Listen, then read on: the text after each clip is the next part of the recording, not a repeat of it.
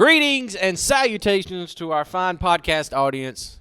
Hello. How's everybody everyone. doing? Everybody, hello. We have a smorgasbord before us. That's Oh, a yes. word. That's a word you hadn't used in a long time, is it, Nathan? I don't know that I'd ever have had an occasion to use that word. Now you have. Somebody should tell us in the comments what's the difference between a smorgasbord and a buffet. I don't care. I bet there is a difference. You don't have to put that in the. We all have Google. Email me. I'd like to know. I don't want to look it up because I won't remember in 10 minutes. No. So our friend, Nor will he when you put it in the question. Why is so and so commenting on our podcast? About Smorgasbords. yes. So our friend Michael has bestowed upon us many gifts today. Good food, good Good food, good fuel. And so those of you who listen and watch our podcast quite a bit, you know all about his Facebook page. But if you don't, go to Good Food, Good Fuel, and you'll find out all these great vegan recipes. He has brought us some. We have two soups, or a soup and a stew. What's the one you're eating there, Ed? Why would you ask me that? That is the creamy. It's creamy curry, or it's curry creamy cauliflower soup. Yes. Yeah, It sure is. it's good. Ed likes it. I've got myself I do here like it. I didn't an know what oatmeal raisin, no nuts. I got another one that's got nuts. Vegan cookie. So I'm assuming no butter, no eggs in this. Okay. I have not yet gotten to I my had a friend in cookies. high school, we called that. Vegan no nuts. I'm sorry. There you go. Are we going to have to get a delay on this podcast so we can censor you? Okay. And then finally we have, which is my current favorite of the things that I've eaten, is the stew we have. It's got almost everything you can think of in it. I think you said it was a peanut African stew. Yes. And sweet potato. Peanut and sweet potato African. I see all kinds of beans and looks like A lima bean. I'll just say they're both delicious. there. I'm eating this one more because I can taste it more. COVID has still got some of my taste buds. Jason has lost taste buds to COVID. The curry, I can tell it's a great thing, but I can't get quite all the notes in there. Well, so I'll I'm say, eating this. I think both of these are up on his Facebook page. I have the recipes because he was helping us with a cooking class, and he gave me the recipes for the creamy cauliflower curry. I don't remember how it goes. But I'll say this, even if you're not crazy about curry, it's not so much curry that it would that it's not the number one thing you notice. It's just a very flavorful kind of soup. I'll just say both of these that if I came home and this was what I was having on a cold night, I'd be super excited. Yep. I agree. Yeah, I really like this stew. Good job, Michael. Good job. And Thank all you. good fall That vegetables. cookie I just had was good too. Awesome. I'm going to be having that while we answer our controversial questions. Controversial question. Yes, as I said last week, we've been getting lots of questions, and we have stacks of questions for weeks that we're going to have to get to. So today I picked two that'll probably take us the whole time to talk about. One in particular that I'm going to start with I put a because little too much hot sauce in the I stew. can tell you're over there hacking. I got a little. It went down the wrong pipe. Yes. So as I was saying, this first question I want us to start with, I picked out because it is timely based on what we just saw our nation go through last week, and gives us a reason to kind of talk about it. So as we finish up our food, I'll throw the question out. This was actually sent to us before the new year, and when I read the question, I thought to myself, well, that hadn't aged well. But the question asker would like us to discuss what we make of they bring out certain Christian scholars who, and they name a certain name. I don't know if we want to get into that, but certain people in the Christian world who are making statements about our president, and mainly the kinds of things that they are saying is we ought to fight for our president to support him to the very last drop of blood.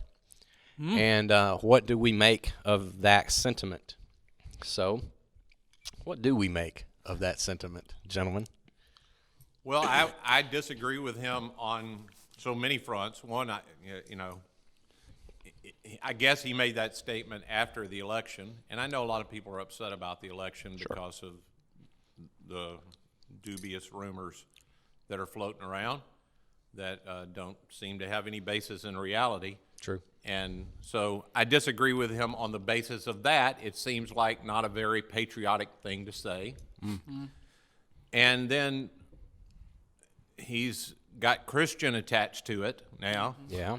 It's really hard to attach Jesus And fighting to the last drop of blood. fighting to the last drop of Yeah. blood. Because the only time we see somebody with Jesus who starts to fight, Jesus says, Stop. no. Yeah. Well, and when Jesus was on trial for being in the eyes of the Romans and the Jews, a king bringing a kingdom, a alternative king, right? Yeah. He deliberately said that if my kingdom was of this world, my followers would fight to defend me. And this is fighting to defend Jesus. That's right. And he said, but since my kingdom's not of this world, they're not doing that. That's right. So, Yes, sir. I mean, as close to a direct command from Jesus, that's about it. I mean, he wasn't a direct command, but it's pretty darn close. And, you know, Jesus's big deal was kind of love your enemies. Yep. Yeah. And when someone harms you, you don't retaliate. You don't retaliate, and you So- trust that God has the final word. If Yes. they need to have retaliation, God will take care of that. Yeah, that came later. The That's followers right. of Jesus then extrapolated what he said out of that and said, well, you know, it is not ours to take vengeance, or Correct. there's really no need to defend anything because the battle's won, guys. And so you just follow me, and that rest will take care of it. So In fact, I can't remember who, and this was just recently. I don't think this was in a conversation with us, but I was reading or listening to something, and they were talking about that command, and I believe, again, it's either St. Francis, that talked about how that description of God will eventually, whatever justice needs to take Yeah. place, God will take place. He said it really gives us the freedom then to love our enemies, Right. because my hope is no one ever has to face the kind of Yes. judgment of God. And my part in it is to love them in hopes that they turn to God so they don't have to face judgment. Absolutely. But if they don't, then God's going to take care of that. That's not my job. My job is to love everyone always. And if it's an enemy or it's someone's done something wrong, I don't have to be the one to extract punishment. And I think where a lot of that, because I don't want to be dishonest here. I do. There's a part of me that when someone makes comments like this, I don't agree. Say that up front, but I do understand the heart that starts off that way and where that comes from. But I disagree with that because I feel that it comes along with a great amount of fear and lack of we have to control this, because if we don't, then something as if somehow and all Christians will say, I believe God's in control, but Right. and then there's always that but, and I always want to say, well, if he really is, then you certainly wouldn't have to take up arms to defend him. If you know what I mean. Yeah. So I don't see where those two ways of thinking kind of come together. It doesn't make sense to me. No, is what I'm saying. it's a whole different thing if there are people aggrieved who, on the basis of the way they understand politics and the way politics want to run, and they think they need to go attack the Capitol, okay, it's illegal in our country, and you can do. But I mean, we all have the choice to do things illegal. As my dad said to me back when I was wanting to do illegal things, you can do anything as long as you're willing to pay the price. But there's just Absolutely. a price attached to it. And don't complain when the price comes. You knew going into it what the price was, so if they decide to charge you that, that's what you get charged with. On the other hand, when you start attaching Jesus to it, and you say you follow Jesus, we've said on this podcast many times, I said just Sunday in message stuff, the last 2 weeks, a part of what it means to love God, heart, mind, soul, is to admit that he's superior to me. Yeah. I cannot make Jesus Lord and act like we are somehow equal. That my opinion about where the politics of the world ought to be and what Jesus says I should do, those aren't equal. Now, if I don't want to follow Jesus, I don't have to follow Jesus. Yeah. But if I follow Jesus, he gets to have the say on that. Well, and I think it's the importance of the thing we've talked about the past couple podcasts, at least, of this seeing the Bible as a story that is formed around Jesus, that is leading to Jesus and is informed by Jesus, and everything is really about Jesus, and in particular, the cross being the central event of that. Yeah. There's this part where Paul talks in Colossians, and he says that that Jesus' death on the cross, it destroyed the armor. It took off the armor of the powers of this world. And we kind of just read a lot of those things, just very kind of like, oh, it's just poetic imagery that he's getting to. What Jesus is actually getting to, this happens before he goes to the cross. It's one of my favorite moments of Scripture where Jesus is, before he comes into Jerusalem, he stops and he looks at the city and he weeps for the city. Yeah. And he says, how I long to gather you under my wings. And what he's in particular talking about is something that's going to happen in 70 AD, where the whole city is going to be laid to waste. The temple's going to be destroyed because of a violent revolution that gets started in the midst. And Jesus this whole time has been speaking of enemy love and has been loving Romans and has been saying, hey, when a Roman strikes you, you turn the other cheek, in this very peaceful way of going through life. And then he goes to the cross, and those who were in power took the person who was most in the right, the person who was most gentle, and did the most wrong things to him. And the reason they did it was because they thought violence is the way, force is the way to make change in the world. We will stop him. And I do believe this is what it's getting to, is the cross becomes this almost comedy of errors that shows the powers of this world think the way to get things done is through violence and through taking things. And they took Jesus' life, and then Jesus goes, hey, not only am you're not taking it from me, I'm giving it to you. You thought you were taking this? Not only am I giving it to you, I'm going to take it back up again. Yeah. I'm going to take it back up. Mine to lay down, mine to take back up. Yes, and then it kind of makes sense of some of these things where Jesus says, if they ask you to carry their pack and they could legally make you do it for a mile, he says, go another mile, because legally they couldn't make you.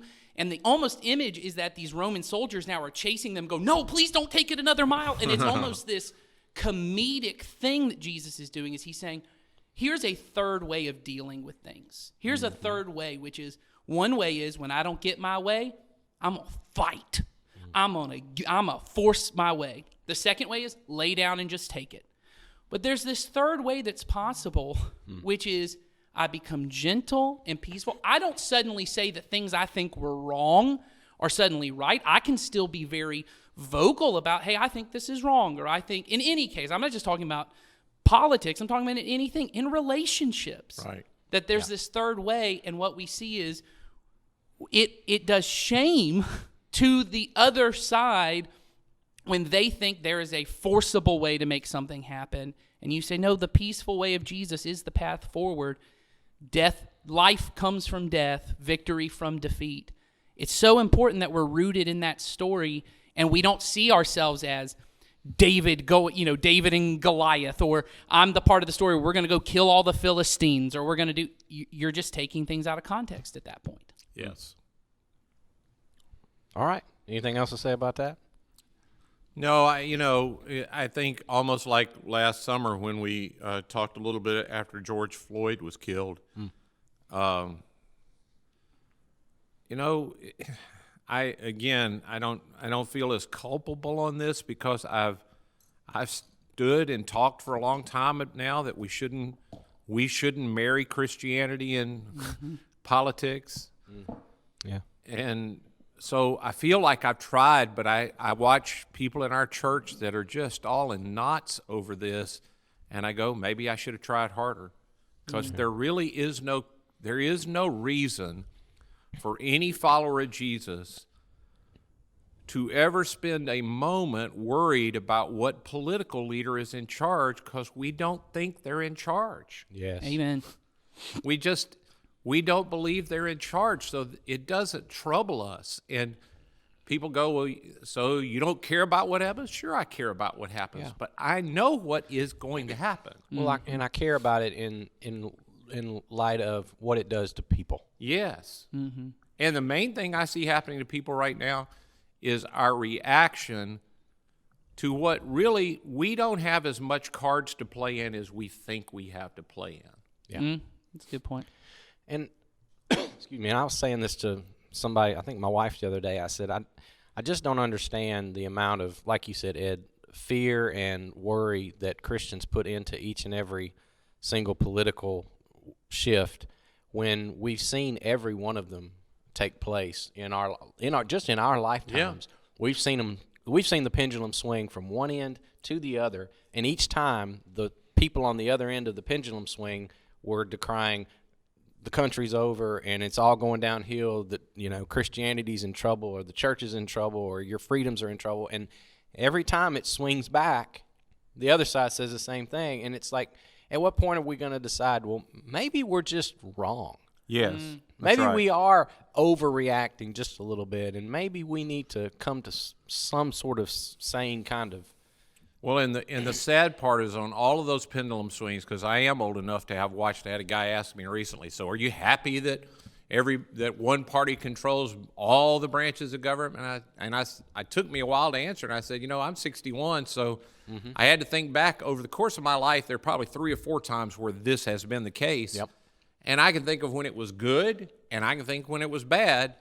And it didn't really matter which party was in control. It's what they decided to do. Sure. So I'd rather wait and see what's going to happen instead of wasting a lot of time on it. But when I preload on worry and anger and back and forth, and we all know what's going to happen, truth is we don't know what's going to happen. That's right. Mm-hmm. But if those of us who know our future isn't this country, it isn't this world, if we could stay where we know our faith is founded on the solid rock that the Lord our God is one. He's one. He's solid. Mm-hmm.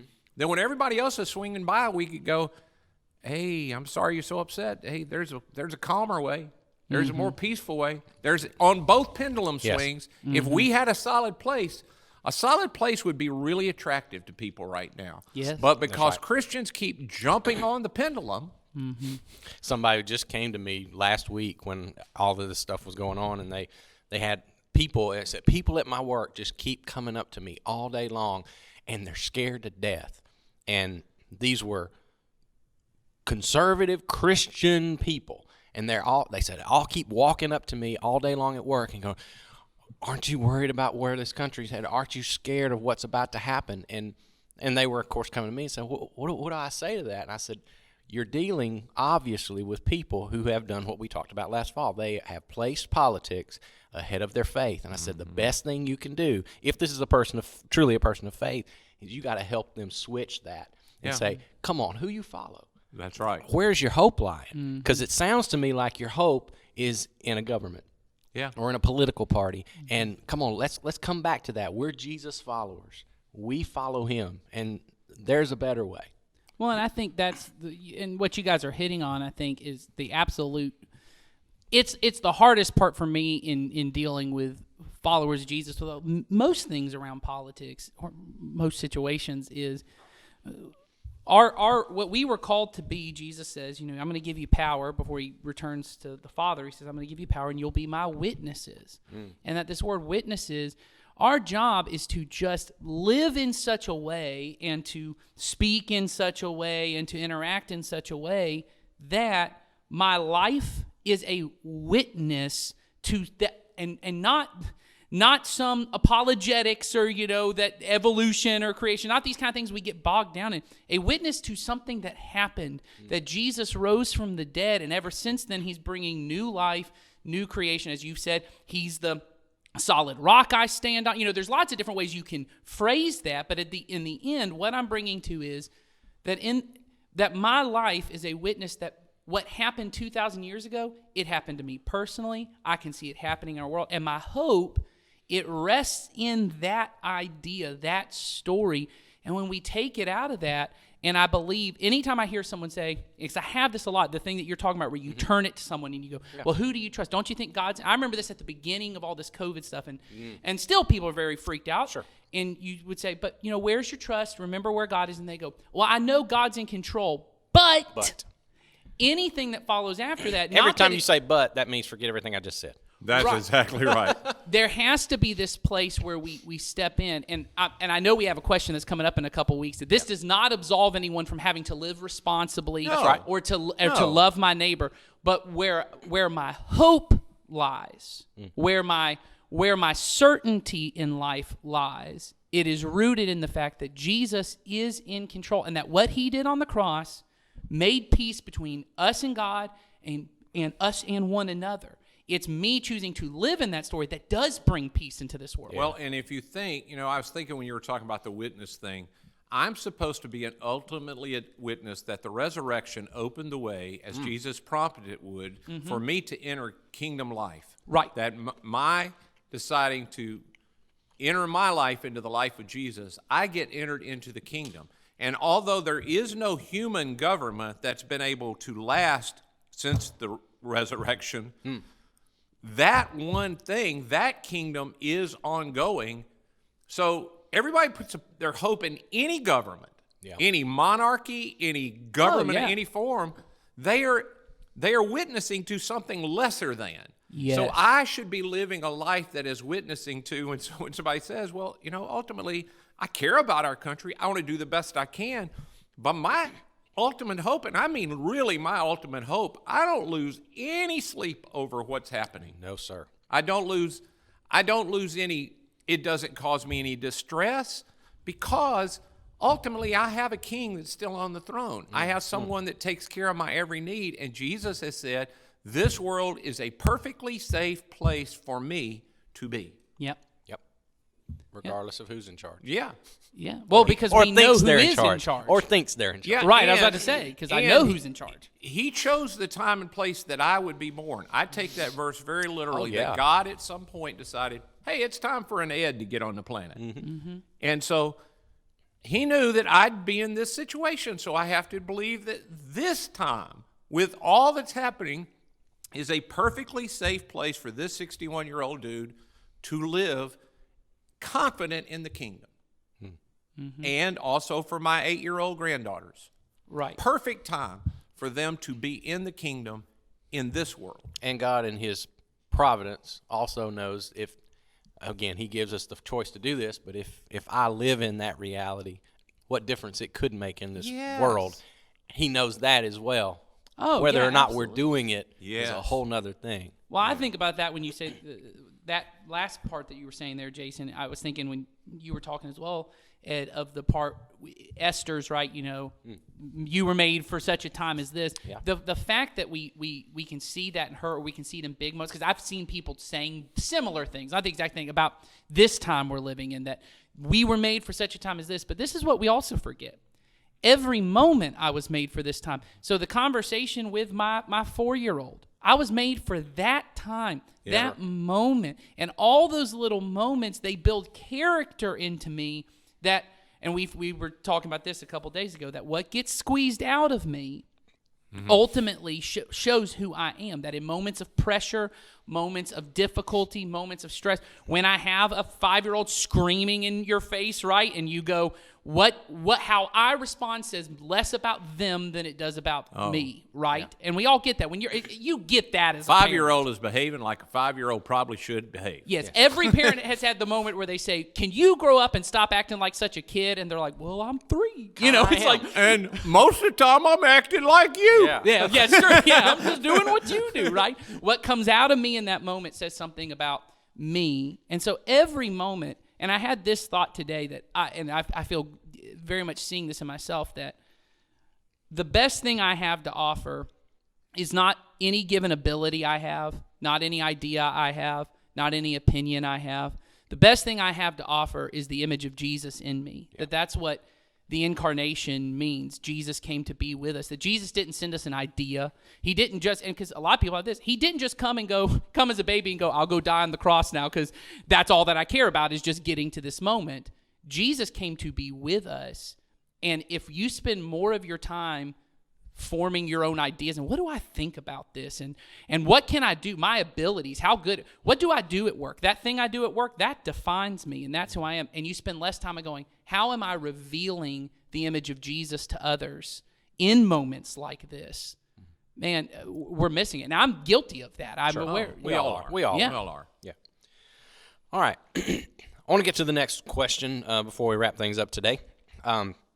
This was asked of us back in December, and so I've been holding on to this one. This person wants to know our thoughts on things that are sort of fall under the category of New Age type stuff, and they give a list of things like they talk about there's people using music for healing purposes, yoga, gemstones, do they have healing properties and all that kind of stuff, and so they were kind of saying, I was always taught in the church that all those things are wrong, and what they want an opinion on that. So let's give our opinion on that. I don't know enough about most of the. I know a little bit about yoga, but I don't know enough to give. But my brush reaction, especially to something like yoga, is it's your intent behind it. Yoga as an exercise. I know many people have found it very physically helpful, and that it's a very good thing. But I know there are parts of yoga, and certainly I guess certain yogis, as they call the teachers, right, of this, that is rooted in, I believe, Hinduism, or is it? Yeah, I think it's Hinduism, right? And so certain of those meditation techniques might not be helpful, but there may be ways that through the way that you're positioning your body, there are certainly Christians who do prayer postures that you may be able to use that time to focus on Jesus and to recite prayers or something of that. So that's my first person. I don't know enough about music, and I know I'm giggling. I don't mean to make that sound belittle it. I don't know enough about music for healing or crystals to say one way or the other. But that's my first brush reaction. Yeah. Yeah, and I have similar reaction to the person who wrote the question. I certainly was taught for a long, long time that all of that was evil. I have done yoga, still do several yoga poses for health and balance and those kind of things. And I could see where some of the mantras that you're asked to say, if you go all the way, I know those have religious overtones. Sure. I wouldn't be comfortable saying them only because I know now what it is. That's right. Nobody accidentally makes you say something and you deny Jesus. That's not the way God right. is. God is not that kind of God. Yes. That he's waiting. Oh, there's a magic word. Can't take it back now. He's not that kind of God. But I think if you know, you probably shouldn't do it. It's just, it's like, and you may not understand the reference in the Bible, meat sacrifice to idol. If it violates your conscience, you shouldn't do it. I also don't know enough about what somebody means by crystals and healing for music and all those kind of things. I don't know. I don't know. I think what you said, Nathan, has a lot to speak to that. It's about your intention. Is it true that listening to certain types of music is better for you mentally? Oh, yeah. I for think that's calming true. purposes? Absolutely, just because of the nature of that thing. And again, that right there is very benign. Yeah, there's scientific evidence that certain kinds of music, those of us that are musicians know you can play certain chords and it makes the body feel certain ways. Oh, yeah. Well, And and that's just a part of it. like I know with dementia patients and stuff, there's a lot of playing certain music actually, and they can see Yeah, it this triggers things in the brain. and helps to rewire certain parts It of the does. brain. So that would be my thing, knowing very little about it, that with crystals and things like that for healing, I believe God wants us to trust scientific evidence. And so, but he wants us to love him with our minds. So I would just follow the science on those Yes. things, that if there is scientific evidence to prove that these things help, and you're not tapping into some other, spiritual belief by doing it, then maybe it's fine. But I certainly have never heard of any scientific evidence that says that crystals are That's right. but No. I don't know enough about it to say. That would be my encouragement to anyone. If I was talking to you face to face, I would say, what's your reason for wanting to do it? And do you know of any scientific reason Yes. to say this would help you? And I would say to the person who asked this question, just because we may have just done a terrible job of answering your question, if you're talking about if there's demonic powers behind stuff and that's more the kind of stuff, why don't you re-ask the question and let us talk about maybe more specifically. Maybe that's not what you mean. I don't mean any of that. I don't know what you were asking per se. Yeah, right. Yeah. I agree with all that. When it comes to New Age stuff, if you're talking about New Age where I am any form of a God, I am no form, and neither are you. Yes. Right. Yes. So that, no. No, you are no form of any God. at any time. Yes. But again, it's one of those things where I've always said this to people when they come up. Well, what about this religion, or what about this? And I say, well, you can spend a whole lot of time studying other religions and things, and try to know all the nuances of everything that they believe. And I said that's going to take you a lot of time and a lot of effort. The best way for you to become the type of person that can recognize error when you see it is become so familiar with the truth that it becomes so obvious to you that when you see it, you go, I know that's not right. I know that doesn't smell good, or whatever. That's right. Because I know the truth. That's right. Jesus, the way, the truth, and the life, and I know the way of Jesus, and that right there doesn't jive with it. And so then you become such a person of truth that you just smell error as soon as it comes up. Well, and that's what I was going to say, and I love the way you said when you say the truth, that the truth is ultimately Jesus. Absolutely. The truth right. is Jesus. And this is where I think, this is a little divergent from the question, but I think it ties in, which is, we've talked about this a lot, the disunity that exists within Christian churches, with churches together over smaller T truths that don't come back to whether, because this is what I was going to say, is anything that diverges from Jesus being the risen Son of God, right, who opened the kingdom of God, and all the things that are central to our faith, which is Jesus dying for us to make us new. And even within that, there are Christians who want to diverge on the reasons behind all those things. What was actually happening when he died and all of that. That if we can get to a place with other believers, because there have been believers who have experienced disunity over less divergent things than Crystal's healing, because we are fighting for the truth that doesn't have anything to necessarily do with Jesus. And so in our life, that's the importance of seeing the Bible as a story. If I remember, every person who is with me on believing Jesus is the Son of God and he did this work on our behalf, well, they're a witness with me and they're just coming alongside me. They're family. And I want to say, about Jesus being the Son of God, because I had somebody ask me about this, and I just had to say, we believe the Bible is a unified story that leads to Jesus, and Jesus is the unique Son of God. Yes. Unique is an important word. Sure. He is not, there aren't many other sons of God that are equal to him, like him, and he is unique. And I had to have a conversation about that we, and it's a good point. It is. It is. Glad you brought that up. People that teach that there are other beings like him. Right. All right. So, teaser for next week. Okay. Next week, we're going to tackle a question about hell. Oh. And someone wants to know, is Community Christian an evangelical church? We're going to answer that next week. So I'm about to finish up my cookie here, which, by the way, Delicious. that chocolate chip cookie is, It was really good. if you had not told me that it was just any old chocolate, not vegan, I would have never known that. I think the oatmeal raisin, I'm just going to put it, And but the I'm oatmeal was an good, too. oatmeal raisin guy always over you? chocolate chips. So. Your whole I'm a life chocolate you've chip been that way. I'm a chocolate chip guy. That's a dang good chocolate chip cookie. I think raisins are terrible. For the most Well, I'll part. say this. That if I have to have them, I want them in a cookie. Hide 'em. That'll cover them Hide up. them in a cookie. I don't disagree on the raisins aren't my favorite. Oatmeal in general. I'm an oatmeal I dude. do love oatmeal. So Yeah. because the sorry. chocolate chip cookies I make are oatmeal. Let's chocolate don't chip. make this podcast too long. Talk about the kind of food I like, because I like lots of food. There you go. And I'll take up several cat Yeah, podcasts. well. But we're going to answer those questions and maybe one more next week. Oh. So y'all tune in next week. We'll get to those. Keep sending them. There's a link in the description where you can send us questions. Keep them coming. We'll keep answering them as well as we can do. As well as we can do. Yeah. See y'all next week.